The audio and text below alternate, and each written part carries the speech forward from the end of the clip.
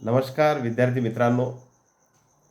बघा, बरेच विद्यार्थ्यांचा मला प्रश्न होता, की सर आता 12वीची परीक्षा आमची फार जवळ आलेली आहे आणि आम्हाला थोडंसं पेपर कशा पद्धतीनं आम्ही सॉल्व्ह केला पाहिजे, याबद्दल थोडंसं मार्गदर्शन करावं. तर मी तुम्हाला सांगू इच्छितो विद्यार्थी मित्रांनो, आपण 2 वर्ष मन लावून आपले ध्येय डोळ्यासमोर ठेवून आपण अभ्यास केला. पण आता खरी कसोटी कशाची आहे, तर आपण पेपर सॉल्व्ह कसा करू? पेपर सोडवण्याच्या पद्धतीवर आपले बरेचसे मार्क्स डिपेंड असतात. कधी-कधी प्रश्न शॉर्ट असतो, तर त्या प्रश्नाचे जे उत्तर आहेत ते आपल्याला शॉर्ट अपेक्षित असतात, पण मात्र त्याच्यामध्ये कुठले-कुठले पॉइंट्स आपण मेन्शन केले पाहिजे, कुठले पॉइंट्स त्याच्यामध्ये पर्टिक्युलरली आले पाहिजे. उदाहरणासाठी जर आपण बायोलॉजीच्या पेपरचा अभ्यास करत असेल, तर बायोच्या पेपरमध्ये डायग्राम्स जिथे-जिथे पाहिजे, तिथे आपण डायग्रामॅटिक एक्सप्लेनेशन विथ लेबल हे दिलं पाहिजे. दुसरी महत्त्वाची गोष्ट, पेपर सॉल्व्ह करण्याच्या पूर्वी आपल्याला पेपरवरती roll number, centre number, date, किती सप्लिमेंट्स आपण लावू, याचा जो तपशील आहे त्याच्याकडे देखील आपलं व्यवस्थित लक्ष असलं पाहिजे. आणि सर्वात महत्त्वाची एक गोष्ट, ती म्हणजे आपल्या सर्वांना माहीत असेल, की पेपर होता होईपर्यंत सिक्वेन्सनी सॉल्व्ह करायचा आहे. जसं की आपल्याला 12वीला सेक्शन्स आहेत. Section A, section B, section C, section D.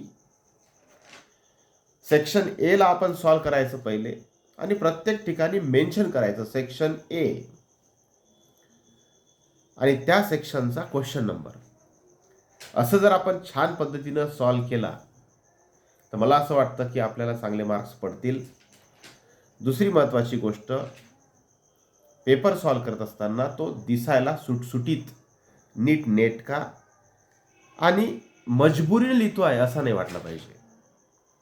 आपल्याला पेपर सोडवायचा आहे म्हणजे आपल्याला मार्क्स मिळवायचे आहे, बरोबर आहे. पण आपण काय शिकलो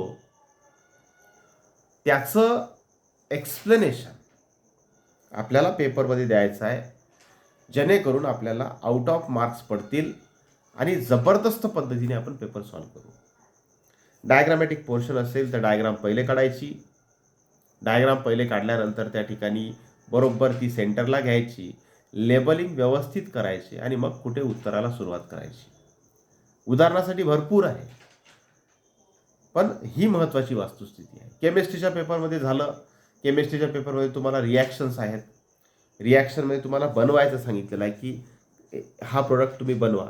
त्या ठिकाणी तुम्हाला रिॲक्टंट काय आहे, त्याचं नाव काय आहे, ॲरोवरती तुम्हाला कंडिशन्स त्या ठिकाणी लिहावं लागेल, की ही रिॲक्शन या स्पेसिफिक टेम्परेचरला होत आहे, याच्या प्रेझेन्समध्ये होत आहे. हे सगळ्या गोष्टी, हे जोपर्यंत आपण चांगल्या पद्धतीने एक्सप्लेन करणार नाही, तोपर्यंत आपल्याला मार्क्स पडणार नाही.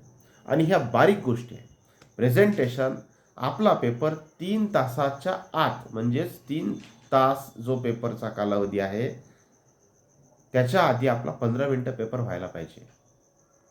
कारण 15 मिनटं आपल्याला पेपरचा क्वेश्चन नंबर चेक करण्यासाठी, सेक्शन्स बरोबर टाकले का ते पाहण्यासाठी, एखादा कठीण प्रश्न आपण त्यावेळेस कदाचित स्किप केला असेल तर त्याचे उत्तर आपल्याला लिहिण्यासाठी, या सर्व गोष्टींचा आपण त्या ठिकाणी बारीक विचार करायचा आहे आणि या पद्धतीचे प्रश्न सॉल्व्ह करायचे आहे.